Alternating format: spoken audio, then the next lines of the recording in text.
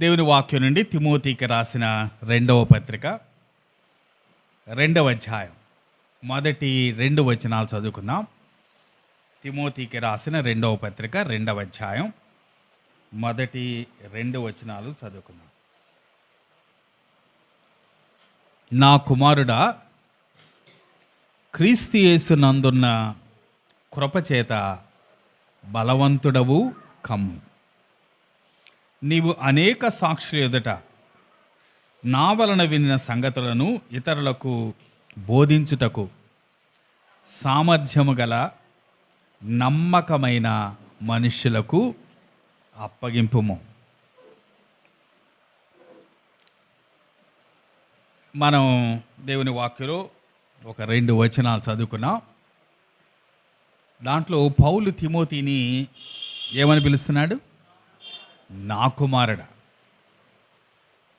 చాలా విశేషమైన పిలుపు కదండి.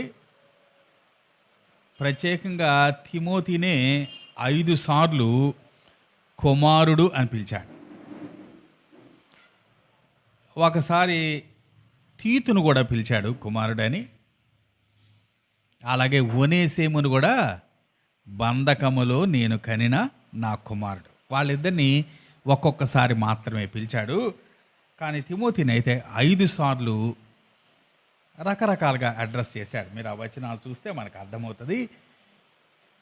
నిజానికి అపొస్తలుడైన పౌలు తన ద్వారా ప్రభువులోనికి వచ్చిన వారందరినీ ఏమంటున్నాడంటే, నేను మీ అందరికీ తండ్రిని అంటున్నాడు. ఒక మాట చూడండి.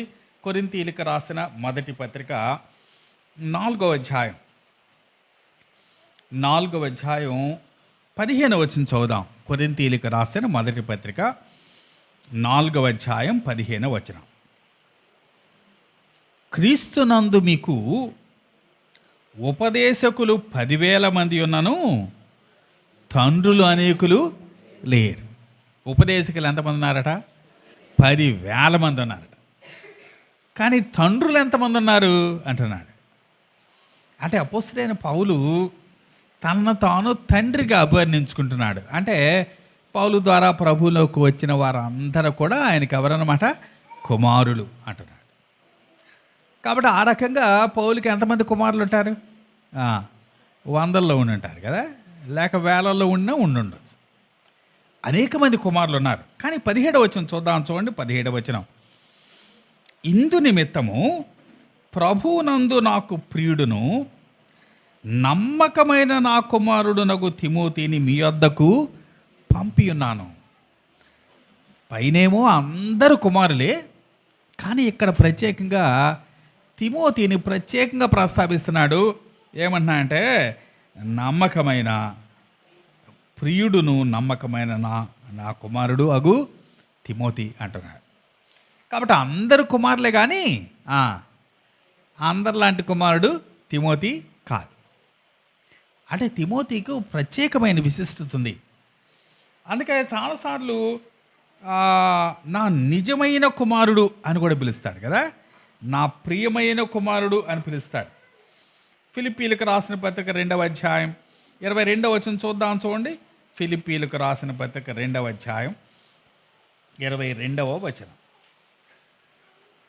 అతని యోగ్యత మీరు ఎరుగుదురు, తండ్రికి కుమారుడు ఎలాగో సేవ చేయనో అలాగే అతడు నాతో కూడా సువార్త వ్యాపకము నిమిత్తము సేవ చేశాను. తండ్రికి కుమారుడు ఎలా సేవ చేస్తాడో అతను నాతో కూడా సువార్త చేశాడు అంటున్నాడు. అలాగే 1 తిమోతి పత్రిక 1వ అధ్యాయం 2వ వచనం చూడండి. 1వ అధ్యాయం 2వ వచనం. విశ్వాసమును బట్టి నా నిజమైన కుమారుడగు తిమోతి కదా. అలాగే అదే అధ్యాయం 18వ వచనం చూడండి. నా కుమారుడువైన తిమోతి. అలాగే 2వ తిమోతి 1వ అధ్యాయం 1వ వచనం చూడండి. క్రీస్తు యేసునందున్న జీవమును గూర్చి వాగ్దానమును బట్టి దేవుని చిత్తం వలన క్రీస్తు యేసు అపొస్తలుడైన పౌలు ప్రియ కుమారుడగు తిమోతికి శుభమని చెప్పి రాయినది. అలాగే ఇప్పుడు మనం చదువుకున్న 2వ అధ్యాయం 1వ వచనంలో ఏమంటున్నాడు? నా కుమారుడా అంటున్నాడు. కాబట్టి అందరూ కుమారులే పౌలుకి, కానీ తిమోతి మాత్రం విశిష్టమైన కుమారుడు. అంటే ఒక రీతి తిమోతిని ఏమని మాట్లాడుతున్నా అంటే, ఇదిగో నాకు వారసుడు నువ్వే కదా, నా యొక్క దర్శనాన్ని ముందుకు తీసుకెళ్లాల్సినోడు నువ్వే, నా భారాన్ని ముందుకు తీసుకెళ్లాల్సినోడు నువ్వే, నా పనిని ముందుకు తీసుకెళ్లాల్సినోడు నువ్వే, నాకు వారసుడు నీవే అంటున్నాడు తిమోతితో. అంటే నా విజన్ని, నా మిషన్ని, అలాగే నా లెగసీని ముందుకు తీసుకెళ్ళవలసిన వాడు నువ్వు అంటున్నాడు. అందుకే ఆయన చనిపోకముందు చివరి పత్రిక మనం చదువుకున్నది అదే కదా, ఆయన చనిపోకముందు చివరి పత్రిక ఎవరికి రాశాడు?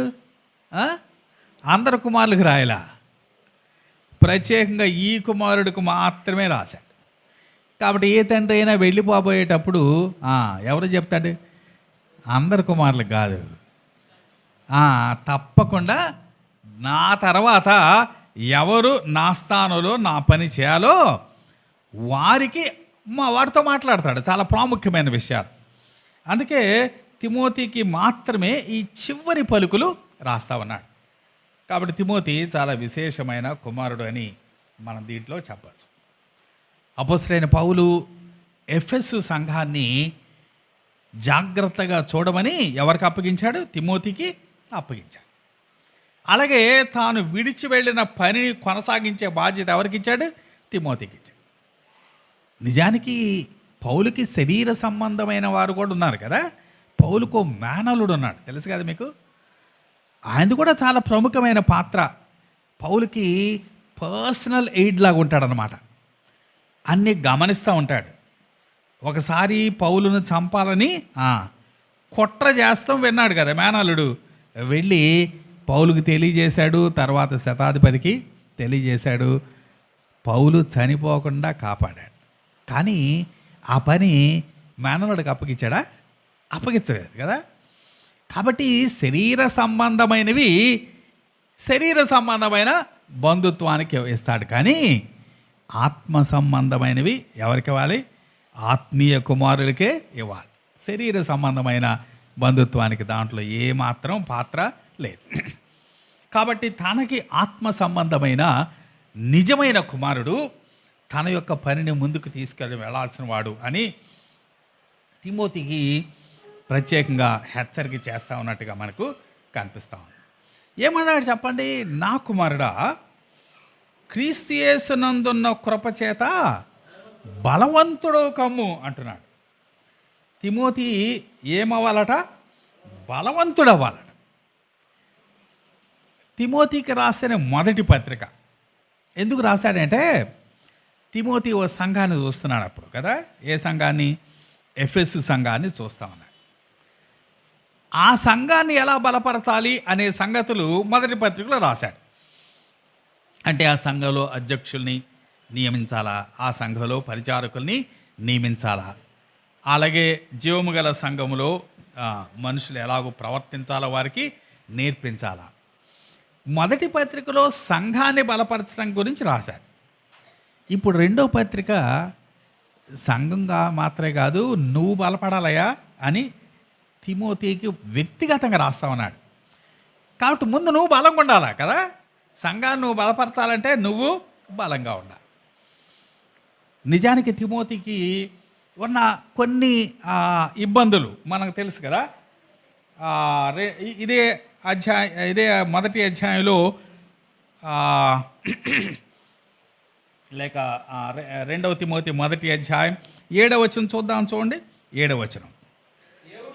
దేవుడు మనకు శక్తియు ప్రేమయు ఇంద్రియ నిగ్రహమును గల ఆత్మని ఇచ్చిన కానీ పిరికితనము గల ఆత్మను ఇయ్యలే. అంటే తిమోతి కొద్దిగా ఏముందట? పిరికితనం ఉంది కదా. బిడియం అంటారు కదా మన వాళ్ళు. కొద్దిగా బిడియం ఉంది, లేకపోతే కొద్దిగా సిగ్గుంది, టిమిడిటీ ఉంది. అందుకే చాలా విషయాల్లో సిగ్గుపడతాడట. 8వ వచనం చూద్దాం. చూడండి, 8వ వచనం. కాబట్టి నీవు మన ప్రభు విషయమైన సాక్ష్యమును గూర్చేనను ఆయన ఖైదీనైన నన్ను గూర్చేనను సిగ్గుపడక దేవుని శక్తిని బట్టి సువార్త నిమిత్తము శ్రమానుభవంలో పాలివాడయుండము. అలాగే 12వ వచనంలో కూడా మీరు మన ఆ వచనం తర్వాత చావండి, దాంట్లో కూడా ఉంటుంది ఆ మాట. ఏ మాట? సిగ్గుపడక అనే మాట. అలాగే 16, 17 వచనాలు కూడా చదివితే దాంట్లో కూడా ఉంటుంది సిగ్గుపడక. అంటే తిమోతికి ఏముందనమాట? కొద్దిగా బిడి ఉంది, కొద్దిగా సిగ్గు ఉంది. అంత మాత్రమే కాదు, తిమోతికి వయసు కూడా చిన్నదైపోయింది. ఇప్పుడు 2వ అధ్యాయం 22వ వచనం చూద్దాం. చూడండి, 2వ అధ్యాయం 22వ వచనం. నీ యవనేచ్ఛల నుండి పారిపోము. తిమోతి యవనస్తుడు కదా, కాబట్టి వయసు చిన్నవాడు పెద్ద పని చేయటం అంటే చాలా కష్టమైన పని. అలాగే మొదటి పత్రికలో కూడా ఒకటి మాట చూద్దాం. చూడండి, మొదటి తిమోతి పత్రిక 4వ అధ్యాయం 11వ వచనం. 4వ అధ్యాయం 11. నీ యవనమును బట్టి ఎవడును నిన్ను తృణీకరింపనీయకుము. కాబట్టి తిమోతికి కాస్త బిడియం ఉంది, కాస్త సిగ్గుంది, వయసు ఏమో తక్కువగా ఉంది. అందుకంటున్నాడు, బాబు నువ్వు బలపడాలయా అంటున్నాడు. Timothy, you need to be strong, నువ్వు బలపడాలి అంటున్నాడు. దేంట్లో బలపడాలంటున్నాడు చూద్దాం. చూడండి, మళ్ళీ చూద్దామా, మన వచనానికి వద్దామా. ఏంటో వచనం అది? 2వ తిమోతి 2వ అధ్యాయం 1వ వచనం. నా కుమారుడా, క్రీస్తు యేసునందున్న కృపచేత బలవంతుడవు కమ్ము. దేని చేతట? కృపచేత. అత్యంత ప్రాముఖ్యమైంది ఒక విశ్వాసకి, లేకపోతే క్రైస్తవ్యానికి అత్యంత ప్రాముఖ్యమైనది కృపే. సువార్త సారం అంటే కృపే కదా. అందుకే కృపా సువార్త అని కూడా అన్నాడు అపోస్తల కార్యాలు 20-24 వచనం. మిగిలిన విశ్వాసాలకిను క్రైస్తవ విశ్వాసానికి తేడా ఏంటంటే, క్రైస్తవ విశ్వాసం కృప మీద ఆధారపడింది. కాబట్టి కృప చాలా అత్యంత ప్రధానమైనది. కానీ చాలాసార్లు కృపనే మనుషులు అణచివేయాలని చూస్తూ ఉంటారు. కృపనే దాని యొక్క ప్రభావాన్ని తగ్గించడానికి ప్రయత్నం చేస్తూ ఉంటారు. నిజానికి క్రైస్తవ విశ్వాసానికి దేవుని కృపే పునాది. మనం ఎలా రక్షించబడ్డాం? ఎఫెసీ 2:8 ఏం చెప్తుంది? మీరు విశ్వాసము ద్వారా కృప చేతనే రక్షింపబడి ఉన్నారు. అలాగే మనకేదైనా శ్రమ వస్తే మనం ఎలా నిలబడగలం? 2 కొరింథీ 12:9. పౌలు కట శరీరంలో ఒక ముళ్ళు ఉందట. అప్పుడు దేవుడు ఏమన్నాడు పౌలుతో? నా కృప నీకు చాలును అన్నాడు. అలాగే 2 పేతురు 3:18 మీరు కృపయందును జ్ఞానమందును ఎదగండి అన్నాడు. కాబట్టి మనం రక్షించబడటానికి కృపే కారణం, మనం జీవితంలో మనగలగటానికి కృపే కారణం, అలాగే మనం ఎదగటానికి కూడా కృపే కారణం. కాబట్టి కృప చాలా చాలా ప్రాముఖ్యమైనది. కానీ ఈ సంఘ చరిత్రలో ఎక్కువగా కృపనే అణిచివేయటానికి మనుషులు ప్రయత్నం చేశారు. అంటే ఎలా అణిచివేశారో చూద్దాం. కొంతమంది ఏమన్నారంటే, మీరు కృప చేత రక్షించబడే మాట నిజమే, కానీ కృప ఒక్కటే కదయ్యా, కృపతో పాటు ఏముండాలన్నారు? క్రియలు ఉండాలి అన్నారు. క్రియలు లేకుండా, నీలో మంచితనం లేకుండా దేవుడు ఎలాగ నిన్ను యాక్సెప్ట్ చేస్తాడు అన్నారు. అంటే మనుషులు ఏం చేయాలట? రక్షించబడాలంటే క్రియలు చేయాలంట. అంటే క్రియలు అంటే సాధారణంగా ధర్మశాస్త్ర సంబంధమైన క్రియలు మనలో ఉండాలి. దాన్ని ఏమంటారంటే లీగలిజం అంటారు. క్రియలు చేస్తే ఏమొస్తుంది చెప్పండి? మంచి క్రియలు చేసామనుకోండి, ఏమొస్తుంది? అతిశయం వస్తుంది, గర్వం వస్తుంది కదా. ఓ యవనస్తుడు వచ్చి ప్రభు దగ్గరికి వచ్చి అన్నాడు, ప్రభు అన్నాడు, అయ్యా నరహత్య చేయొద్దు, వ్యభిచరించొద్దు, అబద్ధ సాక్ష్యం పలకొద్దు, ఇవన్నీ ఉన్నాయి కదా, ఇవన్నీ పాటించు అంటే ఏమన్నాడు తెలుసా? అవన్నీ నేను బాల్యము నుండే పాటిస్తున్నాను, చిన్నప్పుడు తెలుసు నాకు అన్నాడు. అంటే తన క్రియలను బట్టి చాలా అతిశయిస్తూ ఉన్నాడు.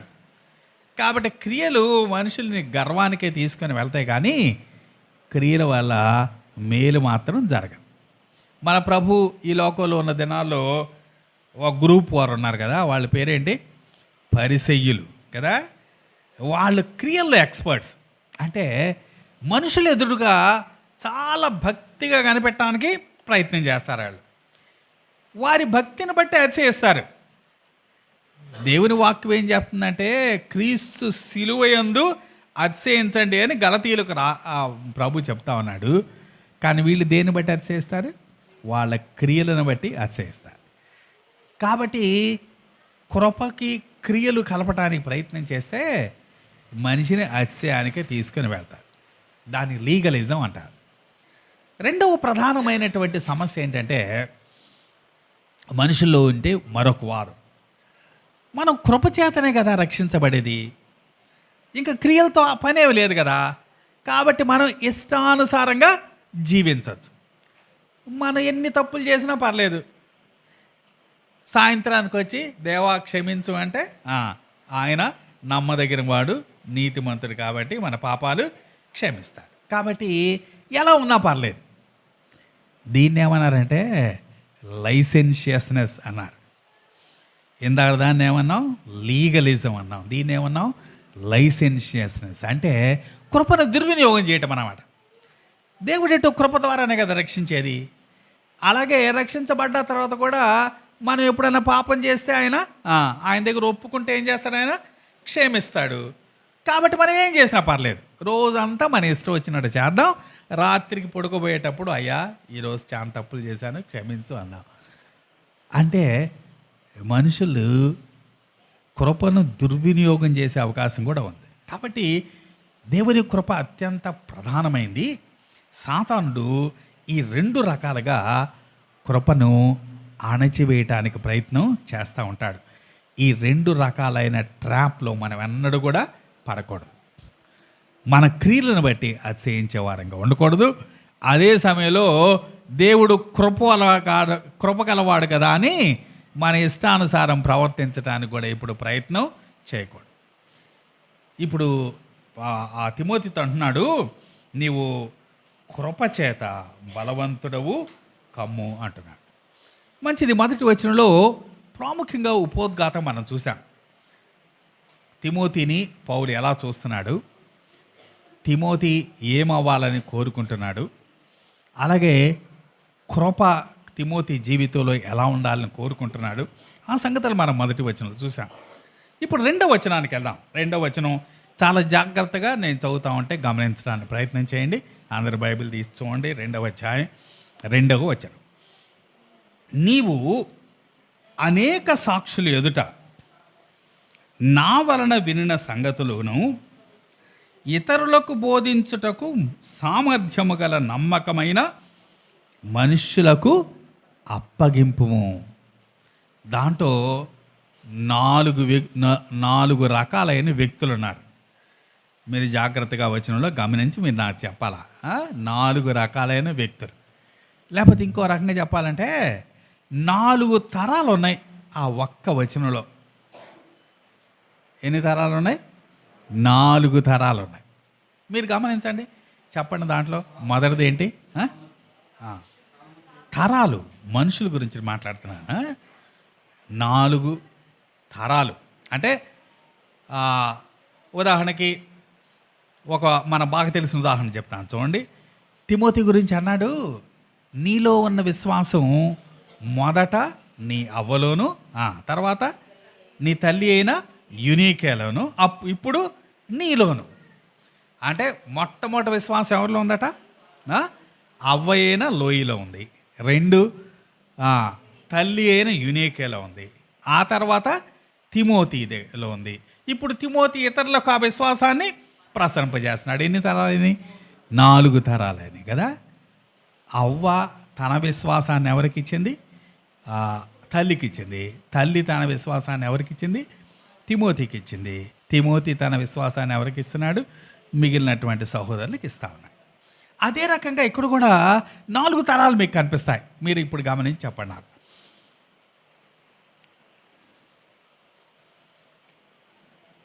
జాగ్రత్తగా చదవండి, మీకు తెలుస్తుంది. 4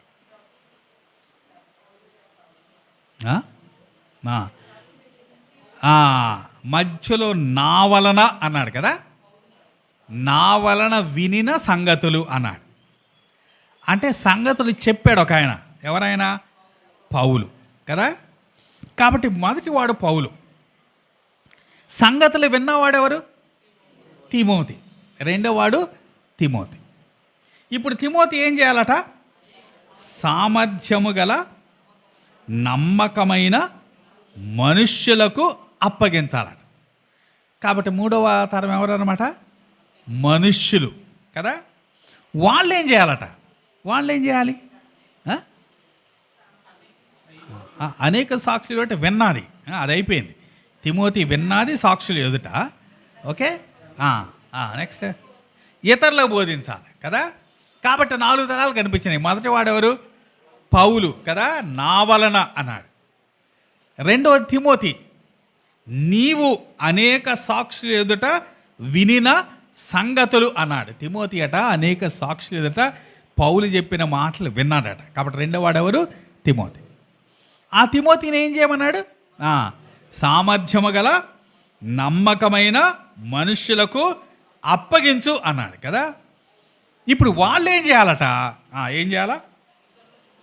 ఇతరులకు బోధించాలి. అంటే 4 తరాలు మనకు దీంట్లో కనిపిస్తూ ఉన్నాయి. పౌలు తిమోతికి చెప్తే, తిమోతి మనుష్యులకు చెప్తే, మనుష్యులు ఇతరులకు బోధించారు. విశ్వాసం ఎలాగూ ప్రసరిస్తుందో ఒక తరం నుంచి ఇంకో తరంకి ఈ మాటలో మనకు బాగా అర్థమవుతుంది. దాంట్లో 4 గురించి వివరంగా ఒక్కొక్క దాని గురించి చూద్దాం. మొదటిది, సంగతులు చెప్పిన ఆయన ఎవరు? అపోస్తలుడైన పౌలు. మొదటివాడు అన్నమాట. అపోస్తలుడైన పౌలు సంగతులు చెప్పాడు. సంగతులు చెప్పాలంటే ఏముండాలి? అసలు సంగతి ఉండాలి కదండి. సంగతులు ఇతరులు చెప్పాలంటే ఏముండాలా? అసలు సంగతి ఉండాలి. కాబట్టి పౌలుకి ఏముండాలా? అసలు సంగతి ఉండాలా. ఉంటే కదా చెప్పేది. ఏమి లేకుండా ఏం చెప్తాం మనం? పౌలు ఏం చెప్పగలడో ఆ మొదటి అధ్యాయంలో చెప్తున్నారు. చూడండి, మొదటి అధ్యాయం 14 వచనం చదువుతున్నాను నేను.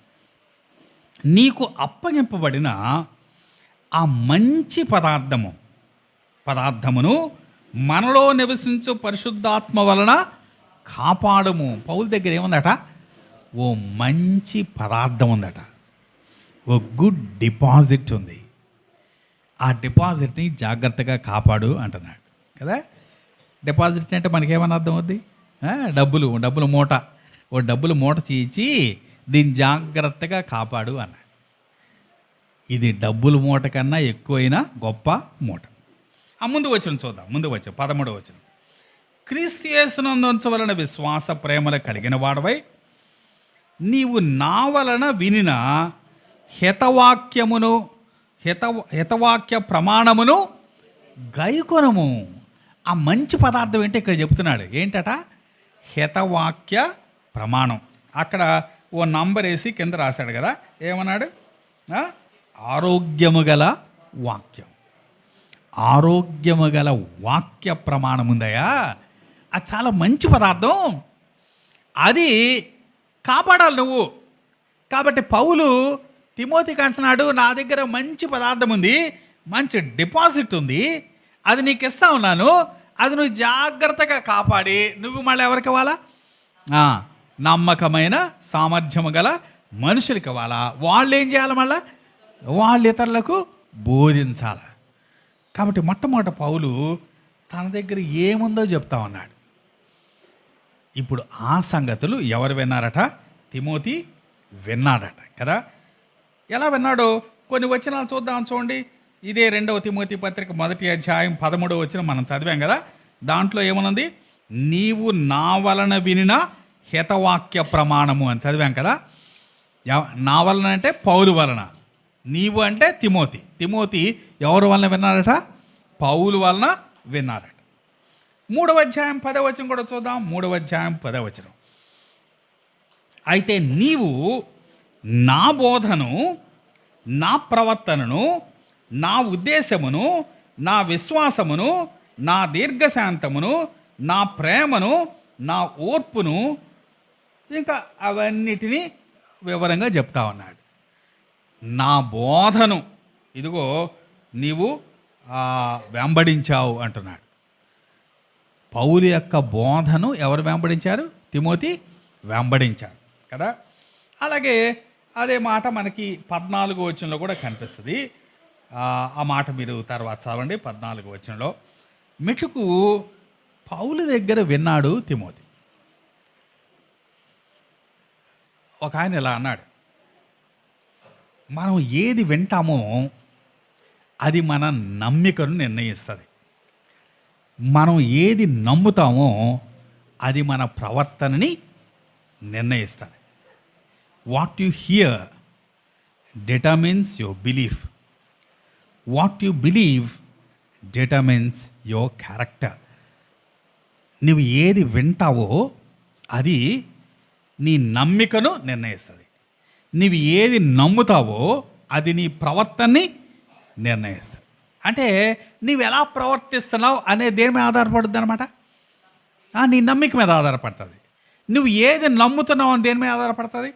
నువ్వు విన్న దాని మీద ఆధారపడుతుంది. కాబట్టి వినటం చాలా ముఖ్యం కదండి. కాబట్టి విన్నదాన్ని నమ్ముతారు, నమ్మిన దాని ప్రకారం ప్రవర్తిస్తారు.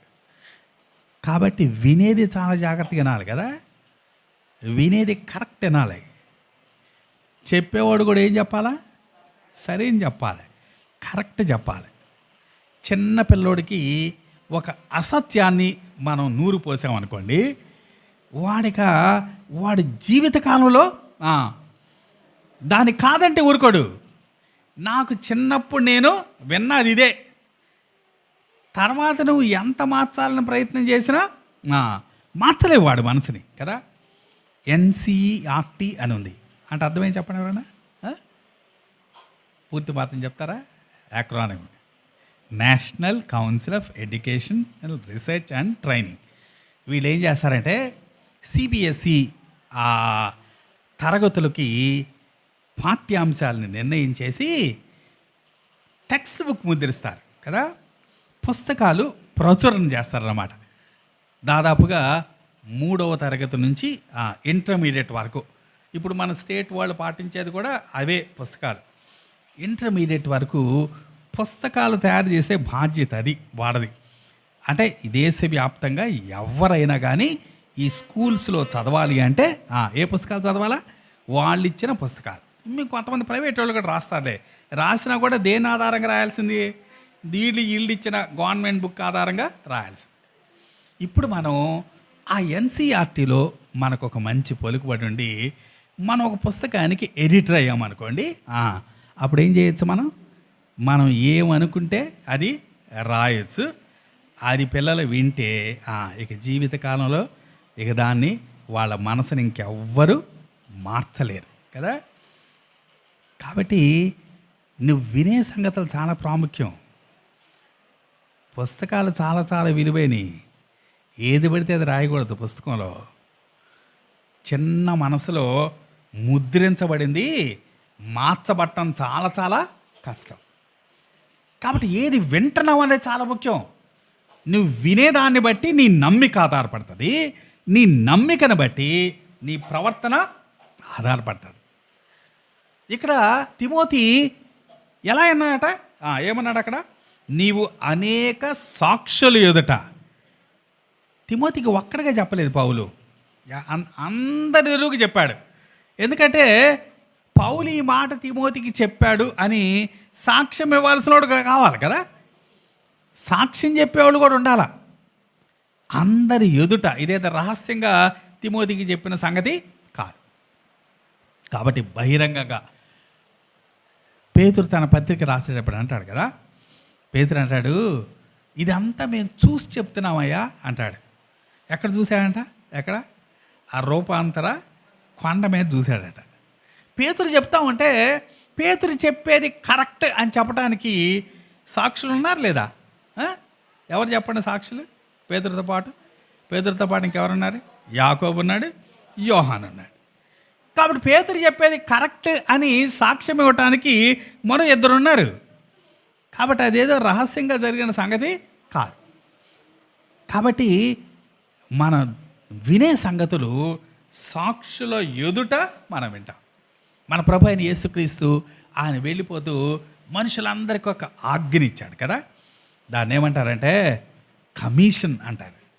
మత్తయి సువార్త 28వ అధ్యాయం 19-20 వచనాల్లో ఉంటుంది కదా, చదువుదాం ఒకసారి చూడండి. మత్తయి సువార్త 28, 19, 20.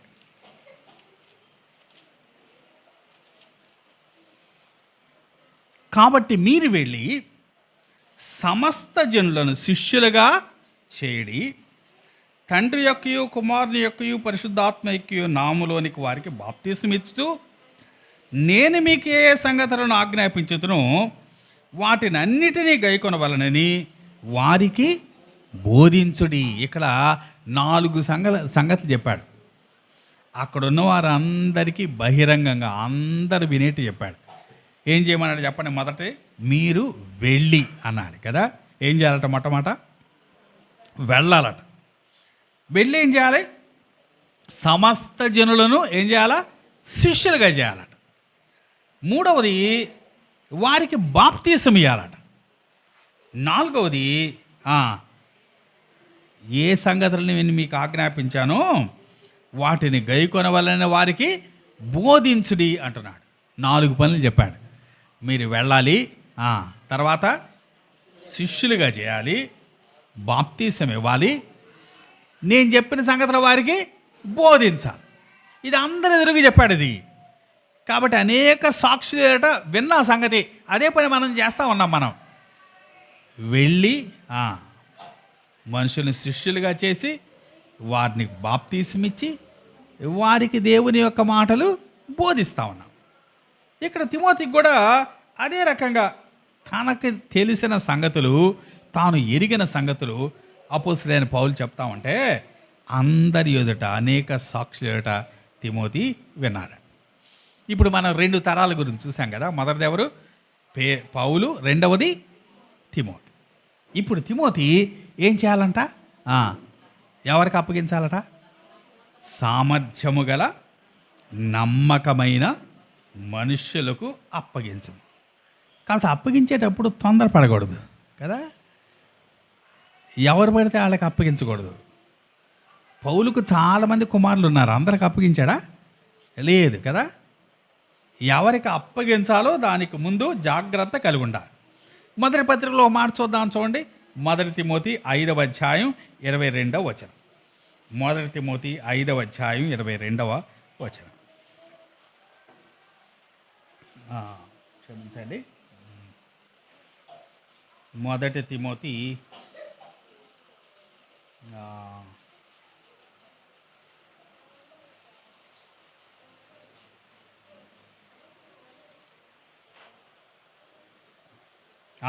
5:22 రైట్. త్వరపడి ఎవరి మీద నేను హస్త నిక్షేపణము చేయకము, పరుల పాపములో పాలివాడై ఉండకము. త్వరపడి హస్త నిక్షేపణం చేయకము అంటున్నాడు. హస్త నిక్షేపణం అంటే అర్థం ఏంటి? చెయ్యి ఎత్తి దీవించడం అంటే ఓ పనిని అప్పగించడం. దాన్ని ఎలా చేయొద్దు అన్నాడు? త్వరపడొద్దు, తొందరపడొద్దు. తొందరపడి ఎవరి మీద చేయబెట్టి వాడు చేసిన పాపాలకు నువ్వు బాధ్యుడు కావద్దు అంటున్నాడు. కాబట్టి అప్పగించేటప్పుడు ఎలా ఉండాలా? జాగ్రత్త ఉండాలి. ఎవరు పడితే వాళ్ళకి అప్పగించకూడదు. ఎలాంటి వారికి అప్పగించాలన్నాడు? సామర్థ్యం ఉండాలి, అలాగే నమ్మకత్వం కూడా ఉండాలి. అవి 2 ఉన్న వారికి మాత్రమే అప్పగించాలి అంటున్నాడు. అపోస్తలుడైన పౌలు వెంబడించిన వాళ్ళు కొంతమంది ఉన్నారు కదా. వారు నమ్మకమైన వారు కాదు, వారు ఫెయిల్ చేశారు. చూడండి ఇదే పత్రికలో 1వ అధ్యాయం 15వ వచనం చూద్దాం. 1వ అధ్యాయం 15వ వచనం. 2వ తిమోతి 1వ అధ్యాయం 15వ వచనం. ఆసియలోని వారందరూ నన్ను విడిచిపోయిరన్న సంగతి నీ వెరుగుదువు. వారిలో పుగెళ్ళు హెర్మోగనే అనువారు ఉన్నారు. వీళ్ళు ఏం చేశారట, పౌలుని విడిచిపెట్టి వెళ్ళిపోయారు. అంటే పౌలును కొంతకాలం వెంబడించారు, ఆ తర్వాత వీళ్ళు ఏం చేశారు, విడిచిపెట్టి వెళ్ళిపోయారు. తిమోతికి ఇచ్చిన బాధ్యత వీళ్ళకి ఇచ్చాడు అనుకోండి, ఏమయ్యేది చెప్పండి, పౌలు పొరుగు కూడా పోయేది. వీళ్ళు ఏమైపోయారు, మధ్యలో మిస్ అయిపోయారు కదా. కాబట్టి తొందరపడి ఎవరు పడితే వాళ్ళకి అప్పగించడానికి లేదు. అలాగే మరొకడు గురించి కూడా రాయబడింది కదా, 4వ అధ్యాయం 10వ వచనం చూడండి. 4వ అధ్యాయం 10వ వచనం.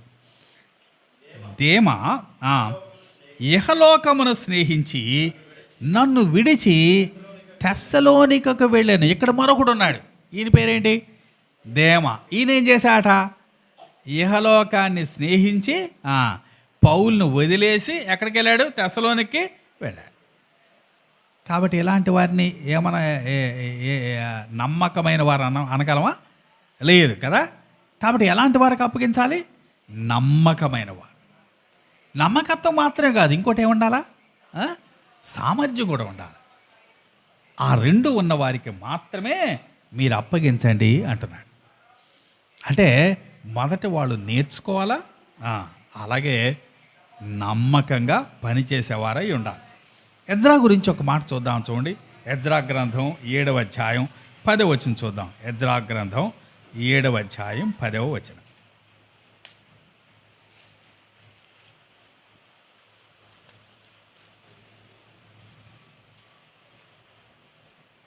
ఎజ్రా గ్రంథం 7వ అధ్యాయం 10వ వచనం. ఎజ్రా యెహోవా ధర్మశాస్త్రమును పరిశోధించి దాని చొప్పున నడుచుకొనుటకును ఇశ్రాయేలులకు దాని కట్టడలను విధులను నేర్పుటకును దృఢ నిశ్చయము చేసుకొనును. ఎజ్రాట ఇక్కడొక దృఢ నిశ్చయం చేసుకున్నాడు. ఏంటట ఆయన నిశ్చయం చెప్పండి. ఒకటి ఏం చేయాలనుకున్నాడు, ధర్మశాస్త్రాన్ని పరిశోధించాలి అనుకున్నాడు. రెండవది ఏం చేయాలనుకున్నాడు, దాని చొప్పున నడుచుకోవాలి అనుకున్నాడు. మూడోది ఏం చేయాలనుకున్నాడు, ఆ విధులను ఇతరులకు నేర్పాలి అనుకున్నాడు. 3 సంగతులు. మొదటిది ఏంటి, పరిశోధించాలి. రెండవది దాని ప్రకారం నడుచుకోవాలి. మూడవది అప్పుడు ఇతరులకి నేర్పాలి. కాబట్టి పరిశోధించి దాని ప్రకారం నడుచుకొని అప్పుడు ఇతరులకు నేర్పాలా. ఈ మొదటి 2 పనులు చేయకుండా నేను ఇతరులకు నేర్పుతానంటే అది సరైంది కాదు. ధర్మశాస్త్రాన్ని తెలుసుకోవాలా, దాని ప్రకారం నడుచుకోవాలా, అప్పుడు ఇతరులకు బోధించాలి. ఇక్కడ అలాంటి వారికి నమ్మకమైన మనుషులు, సామర్థ్యం కలిగిన మనుషులకు అప్పగించండి అంటున్నాడు. ఒక దైవజనుడు ఇలా అన్నాడు, ఎలాంటి వారికి అప్పగించాలి అంటే ఫ్యాట్ పీపుల్ అన్నాడు. ఫ్యాట్ పీపుల్ అంటే మంచి లావుగా ఉండేవాళ్ళనే కాదు కదా. ఫ్యాట్ పీపుల్ అంటే ఒకటి ఫెయిత్ఫుల్ అంటే అర్థం ఏంటి, నమ్మకమైన కదా. రెండవది అవైలబుల్ అంటే అందుబాటు అంటే ఎవరుంటారు అందుబాటులో, ఎవరుంటారు, ఆ పని చేయాలని ఆసక్తి ఉండాలి వాడికి కదా. ఆసక్తి లేకపోతే వాడు దాని తప్పితే మిగిలినటన్నిటికీ అందుబాటులో ఉంటాడు. కాబట్టి రెండవది అవైలబుల్. మూడవది టీచబుల్ అంటే మనం చెబితే నేర్చుకునేవాడు అయి ఉండాలి. అలాంటి వాడికి అప్పగించాలి అన్నాడు. Fat people, faithful, available, teachable. కాబట్టి ఖచ్చితంగా వాళ్ళకి నమ్మకత్వం ఉండాలి. రెండవది ఆసక్తి ఉండాలి. మూడవది వారికి నేర్చుకున్న జ్ఞానం కూడా ఉండాలి. ఆ 3 ఉన్న వారికి మాత్రమే ఇదిగో ఈ బోధన అప్పగించాలి అంటున్నాడు. మనం కూడా అదే పని చేయాలి. సామర్థ్యము గల, నమ్మకమైన, మూడోది కూడా ఇప్పుడు కలిపాం కదా, ఏమన్నాం అవైలబుల్. ఏమన్నాం దాన్ని, అవైలబుల్కి ఆసక్తి కలిగిన వాళ్ళు కదా. చేయాలనే ఆసక్తి ఉండాలి. చేయాలనే ఆసక్తి లేనివాడిని వాడికి అప్పగించినందువల్ల ఉపయోగం ఉంటుందా, ఏముండదు. కాబట్టి ఈ 3 లక్షణాలు ఉన్న వారికి ఆ పనిని అప్పగించు అంటున్నాడు తిమోతి. దీని కొరకు ఒక చిన్న గ్రాఫ్ కొరకు నేను బోర్డు వాడదాం అనుకున్నాను. ఇప్పుడు అది వాడితే మొత్తం డిస్టర్బ్ అయ్యే అవకాశం ఉంది కాబట్టి నేనే చెప్పడానికి ప్రయత్నం చేస్తాను. ఒక గ్రాఫ్ గీశాడు ఒక ఆయన. దాన్ని ఏమన్నా అంటే విట్నెస్ మ్యాట్రిక్స్ అన్నాడు. ఎక్స్ యాక్సిస్ మీద తెలుసా, యాక్సిస్ అంటే తెలుసు కదా, ఎక్స్ యాక్సిస్ మీద ఇక్కడ మ్యాథ్స్ వాళ్ళకి ఫిజిక్స్ వాళ్ళకి తెలుసుద్దిలే. ఎక్స్ యాక్సిస్ మీద నాలెడ్జ్ అండ్ స్కిల్ అంటే జ్ఞానము నైపుణ్యం కదా, అది ఈ క్రింది అక్షం మీద ఉంటుంది. అలాగే నిలువు అక్షం మీద ఇప్పుడు అనుకున్నాం కదా ఆసక్తి కదా, క్రిందేమో ఇటు ఎడం వైపు నుంచి కుడికెళ్తే ఏం పెరుగుద్ది, జ్ఞానం పెరుగుతుంది. అలాగే వై యాక్సిస్లో క్రింద నుంచి పైకి వెళ్తే ఏం పెరుగుతుంది, ఆసక్తి పెరుగుతుంది. దాంట్లో ఈ క్రింద ఉన్నవాళ్ళు అంటే ఆరిజిన్కి దగ్గరలో ఉన్నవాళ్ళు, ఆరిజిన్ అంటే అర్థమవుతుంది కదా, మధ్యలో దానికి ఆ రెండు లైన్స్ కలిసే చోటకి దగ్గరలో ఉన్నవాళ్ళు, వాళ్ళు ఎలాంటి వాళ్ళు చెప్పండి. స్టార్టింగ్లో నాలెడ్జ్ తక్కువ కదా, అలాగే వై యాక్సిస్లో కూడా కింద ఉన్నారు వాళ్ళు, అంటే ఏం తక్కువ, ఆసక్తి కూడా తక్కువ. కాబట్టి ఆ ఫస్ట్ ఉన్న బాక్స్లో ఉన్న వాళ్ళకి రెండు తక్కువే. ఏమేం తక్కువ, జ్ఞానము తక్కువే, ఆసక్తి తక్కువ. అలాగే దీని ప్రక్కన ఉన్న ఇంకో బాక్స్ పెడదాం. ఈ బాక్స్లో ఉన్న వాళ్ళకి అంటే కొద్దిగా కుడివైపు వచ్చారు కదా, అంటే వీళ్ళకి ఏముంది, జ్ఞానం ఉంది, కానీ పైకి వెళ్ళా అంటే ఏమి లేదు, ఆసక్తి లేదు. కాబట్టి ఈ బాక్స్లో ఉన్న వాళ్ళకి జ్ఞానం ఉంది కానీ ఏమి లేదు, ఆసక్తి లేదు. అలాగే ఫస్ట్ బాక్స్ పైన ఇంకో బాక్స్ పెట్టామనుకోండి, అంటే వై యాక్సిస్ పెరిగింది అనమాట. అంటే ఏం పెరిగింది, ఆసక్తి పెరిగింది, కానీ జ్ఞానం పెరిగిందా, జ్ఞానం పెరగలేదు. అలా కాకుండా ఈ మొదటి చిన్న బాక్స్కి డయాగనల్గా మరొక బాక్స్ ఉంటుంది కదా, వాళ్ళకి ఏముంటుంది, జ్ఞానం ఉంటుంది, ఆసక్తి ఉంటుంది, రెండు ఉంటాయి కదా. అంటే 4 భాగాలు చేసామన్నమాట. ఈ క్రిందున్న వాళ్ళకేమో ఆసక్తి తక్కువే, జ్ఞానం తక్కువే. దానికి కుడివైపునున్న వాళ్ళకి జ్ఞానం ఉంది కానీ ఏమి లేదు, ఆసక్తి లేదు. అలాగే ఈ ఎడం వైపునే కాస్త పైన ఉన్న వాళ్ళకి ఆసక్తి ఉంది కానీ ఏం లేదు, జ్ఞానం లేదు. అలాగే వాళ్ళ పక్కన ఉన్న వాళ్ళకి ఏమున్నాయి, రెండు ఉన్నాయి, ఆసక్తి ఉంది, జ్ఞానం ఉంది. ఇప్పుడు ఈ ఫస్ట్ గ్రూప్ అనుకున్నామే, వాళ్ళని ఏం చేయాలి చెప్పండి మనం, వాళ్ళని ఏం చేయాలి, వాళ్ళకి ఏం లేదు, జ్ఞానం లేదు, ఏది లేదు వాళ్ళకి. అలాంటి వాళ్ళని కదిలించాలి కదా, మొబిలైజ్ చేయాలి. ఎందుకంటే వాళ్ళకి ఏదీ లేదు, వారిని మనం మంచి శిష్యులుగా తయారు చేయాలంటే ఏం చేయాలా, కదిలించాలి, మొబిలైజ్ చేయాలి. అలాగే దాని ప్రక్కన ఉన్న బాక్స్, వీళ్ళకి ఏముంది, జ్ఞానం ఉంది, నేర్పు ఉంది, చెప్పగలరు, సామర్థ్యం ఉంది, కానీ ఏం లేదు, ఆసక్తి లేదు. అలాంటి వాళ్ళని ఏం చేయాలా, చైతన్యపరచాలా, మోటివేట్ చేయాలా. అరే బాబు, నీకు మంచి జ్ఞానం ఉందిరా, దేవుడు నీకు మంచి కృపావరాలు ఇచ్చాడు, యూ కెన్ ఎఫెక్టివ్లీ టీచ్, నీకు మంచి జ్ఞానం ఉంది, కానీ నువ్వు ఆసక్తి లేదు, నువ్వు పని చేయట్లేదు అని ఏం చేయాలి, వాళ్ళని వారికి స్ఫూర్తినివ్వాలి, అంటే చైతన్యపరచాలి, మోటివేట్ చేయాలి. అలాగే ఇదిగో మొదటి దాంట్లో పైన ఉన్న ఇంకో బాక్స్ ఉంది కదా, వాళ్ళకి ఏముంది, ఆసక్తి మాత్రం భలే ఉంది, ఏ పని చేయటానికైనా రెడీయే, కానీ ఏమి లేదు, జ్ఞానం లేదు. జ్ఞానం లేకుండా ఆసక్తి చేస్తే ఉపయోగం ఉంది. ఇలాంటి వారికి శిక్షణ ఇవ్వాలి, ట్రైనింగ్ ఇవ్వాలి. వాళ్ళకి ఆసక్తి ఉంది కానీ జ్ఞానం లేదు కదా, వారికి జ్ఞానం కావాలంటే మనం ఏం చేయాలా, ట్రైనింగ్ ఇవ్వాలి, శిక్షణ ఇవ్వాలి. ఇదిగో 4వ గ్రూప్ వాళ్ళు ఉన్నారు కదా, వాళ్ళకి రెండు ఉన్నాయి. వీళ్ళని ఏం చేయాలా, వీళ్ళని గురి వైపు నడిపించాలా. నాలెడ్జి అలాగే జీల్ రెండు ఉన్నాయి, కానీ దాన్ని ఎలా ఉపయోగించాలి, ఎటువైపు ఉపయోగించాలి అని వాళ్ళని ఒక ఫోకస్ వైపు, ఒక గురి వైపు నడిపించాలి. కాబట్టి మన మనుషుల్ని ఎలాగూ మన బోధను అప్పగించడానికి, మన పనిని అప్పగించడానికి ఎలాంటి వాళ్ళని తయారు చేయాలి అంటే, ఇదిగో ఆ 4వ రకం వాళ్ళని తయారు చేయాలా. తయారు చేసిన తర్వాత వాళ్ళని ఏం చేయాలా, నువ్వు ఫోకస్ అంటే నువ్వేం చేయాలా, నీకు టార్గెట్ గ్రూప్ ఉండాలా, ఇష్టం వచ్చినట్టు కాదు కదా. ప్రార్థన చేసుకోవాలా, నువ్వు ఎక్కడ నువ్వు పని చేయాలనుకుంటున్నావు, ఎవరికి సువార్త ప్రకటించాలనుకుంటున్నావు, ఎలా సువార్త ప్రకటించాలనుకుంటున్నావు అనేది ప్రార్థన చేసుకుని నువ్వు సరైన ప్లేస్, సరైన వ్యక్తులు, సరైన టార్గెట్ గ్రూప్ ఎంపిక చేసుకోవాలా, సరైన విధానంలో చేయాలి. కాబట్టి సామర్థ్యము గల, నమ్మకమైన, ఆసక్తి కలిగిన వారికి ఈ పనిని అప్పగించండి అంటున్నాడు. కాబట్టి 3 సంగతులు మనం చూసాం కదా, మన సమయం అయిపోయింది. మొదటిది ఎవరు?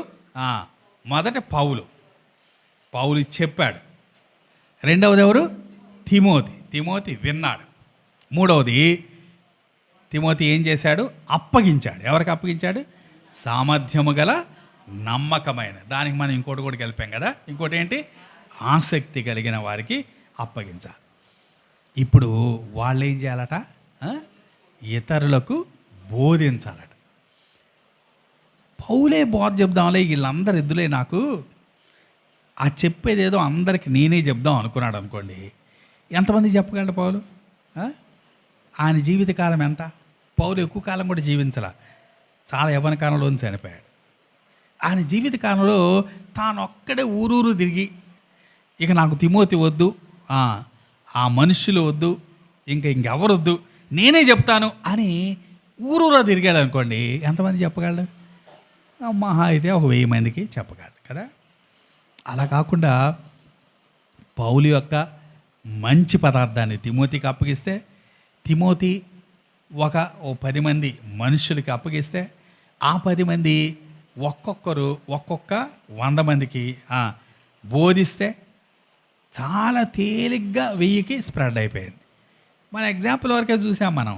ఆ 1000ని లక్షలకైనా స్ప్రెడ్ చేయొచ్చు, కోట్లకైనా స్ప్రెడ్ చేయొచ్చు.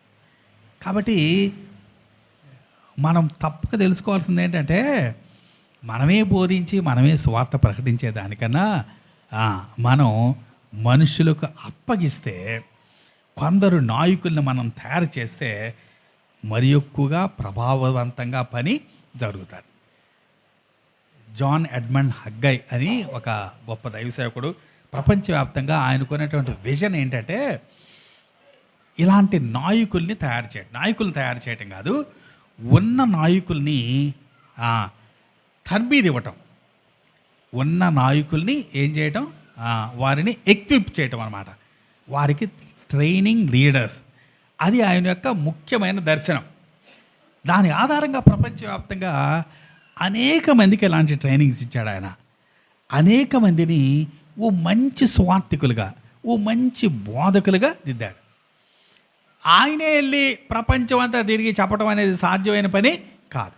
అందుకని అనేక మందిని ఆయన కలుగు చేశాడు, అనేక మందిని ద్వారా ఆయన పని జరిగించాడు. కాబట్టి మనం కూడా ఇదిగో తిమోతికి అప్పగించింది దేవుడు మనకు కూడా అప్పగించాడు. మనం తప్పకుండా మనం ఒకరి దగ్గర నుంచి తీసుకోవాలా, తీసుకున్న దాన్ని మరొకరికి అప్పగించాలా. ఎలాంటి వారికి అప్పగించాలా? వాళ్ళ దగ్గర దాచిపెట్టుకునేవాళ్ళు కాదు, వాళ్ళు ఇతరులకు బోధించే వాళ్ళకి అప్పగించాలా. అప్పుడు పని విస్తరిస్తుంది, ఫలం కూడా పెరుగుతుంది. కాబట్టి మన నిర్ణయాలు, మనం ఎవరికి అప్పగిస్తాం, ఏం అప్పగిస్తాం అనేది చాలా చాలా ప్రాముఖ్యమైనది. మన నిర్ణయాలు మన యొక్క తరాన్ని నిర్ణయిస్తాయని ఆయన ఓ సర్వే చేశారట. ఆ సర్వేలో, అంటే ఇది ఆత్మ సంబంధమైనది సంగతులన్నీ ఎలా ఉంటాయి అని అర్థం కాదు, కాకపోతే వాళ్ళ యొక్క ఉత్సాహంగా చేసిన సర్వే మిమ్మల్ని తెలియజేస్తున్నాను. ఒక దేవుని నమ్మని వాడిని ఆయన తీసుకున్నారు. ఆయన పేరు మ్యాక్స్ జ్యూక్స్ అని ఆయన. అలాగే దేవుని నమ్మి దేవుని సేవ చేసి మంచి మిషనరీగా ఉన్న మరొక ఆయన జోనాథన్ ఎడ్వర్డ్స్ అని ఆయన తీసుకున్నారు. వాళ్ళ ద్వారా వచ్చినటువంటి తరాలు, అంటే వాళ్ళ పిల్లలు, వారి మనవాళ్ళు, ముని మనవాళ్ళు, వాళ్ళందరినీ తెలుసుకుని వారి డిసెండెంట్స్ని 1200 మందిని సంపాదించారట. అంటే ఈయన డిసెండెంట్స్ ఓ 1200, ఆయన డిసెండెంట్స్ కూడా ఇంచుమించుగా అలాగే కదా, ఒక 1000, 1200, 1300 సంపాదించి ఒక్కొక్కళ్ళు ఏం చేస్తున్నారో చూశారట. ఈ మొదట ఆయన కదా దేవుని నమ్మనోడు, ఆయన భార్య కూడా దేవుని నమ్మన. ఆయన సంతానంలో ఇంచుమించుగా 440 మంది వ్యభిచారంలో ఉన్నవాళ్ళట. అలాగే 300 మంది ఇంచుమించుగా బీదలుగా ఉన్నారు. ఒక 100 మంది క్రిమినల్స్గా ఉన్నారు.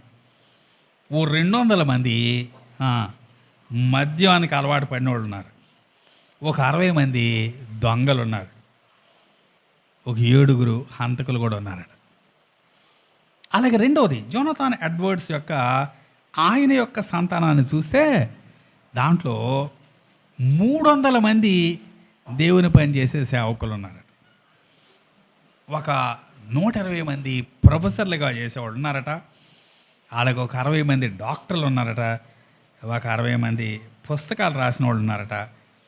ఇంకా మరికొందరు కూడా ఉన్నారు. వారితో పాటు ఒక ఆయన అమెరికాకు వైస్ ప్రెసిడెంట్ కూడా అయ్యాడు. అంటే ఒక సర్వే అన్నమాట.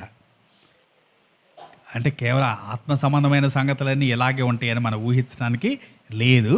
కానీ మెట్టుకు మనం తీసుకునే నిర్ణయాలు, అంటే మన పిల్లలకు మనం ఏమి నేర్పిస్తున్నాం, మన పిల్లలకి ఏది అప్పగిస్తున్నాం, వారు వారి పిల్లలకి ఎలాగో అప్పగించాలని చెప్తున్నాం అనే మన నిర్ణయం మన సంతానాన్ని ఎలాగూ ప్రభావితం చేస్తుందో ఈ ఉదాహరణ తెలియజేస్తారన్నమాట. పౌలు యొక్క నిర్ణయం మనకి ఇక్కడ కనిపిస్తూ ఉంది కదా. పౌలు చాలా చక్కగా చెప్పాడు. తర్వాత తిమోతికి అప్పగించాడు. తిమోతిని కొందరిని ఎన్నిక చేసుకుని వారిని అప్పగించమన్నాడు, వారి ఇతరులకు బోధించాలన్నాడు. అలాగే మన జీవితంలో కూడా మనం కూడా మన సంతానాన్ని, మన తర్వాత తరం వారిని సరైన రీతిలో నడిపించే వారంగా ఉంటే మంచి ఫలితాలు మనం చూడగలం అంటున్నాడు. కాబట్టి 2 తిమోతి 2వ అధ్యాయం 2వ వచనంలో 4 తరాలు మనం చూసాం. నా వలన వినిన సంగతులు ఇదిగో నీవు సామర్థ్యము గల నమ్మకమైన మనుషులకు అప్పగించు, వారి ఇతరులకు బోధించాలి అని అపొస్తలుడైన పౌలు తిమోతికి తెలియజేస్తూ ఉన్నాడు. మనం కూడా అలాంటి నాయకుల్ని సిద్ధం చేసి దేవుని పనిని విస్తరింపచేసే వాళ్ళంగా ఉండాలని దేవుని వాక్యం ద్వారా మనం హెచ్చరింపబడుతున్నాం. దేవుడి మాటలు మన కొరకు దీవించును గాక. చిన్న ప్రార్థన చేసుకుందాం.